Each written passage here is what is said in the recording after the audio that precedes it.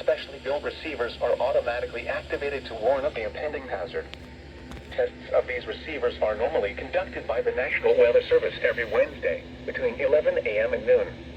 Reception of this program and the warning alarm will vary at any given location. The variability becomes more noticeable at greater distances from the transmitter.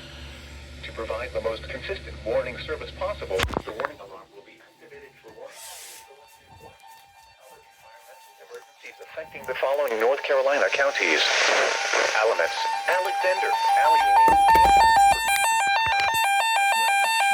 Davidson, Davie, Durham, Edgecombe, Forsyth, Franklin, Granville, Greene, Guilford, Halifax, Harnett, Hoke, Iredell, Johnston, Lee, Martin, Montgomery, Moore, Nash, Northampton, Orange, Pearson, Pitt, Randolph, Richmond, Nottingham, Bryan, Scotland, Stanley, Stokes, Surrey, Union, Vance, Wake, Warren, Wayne, Wilkes, Wilson, and Yadkin.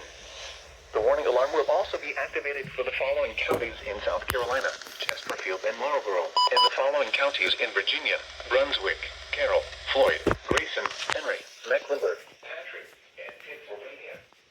This includes the independent cities of Galax, Martinsville, and Danville.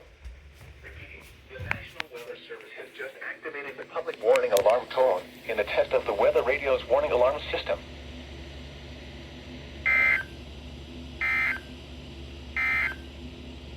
Here is the latest national weather.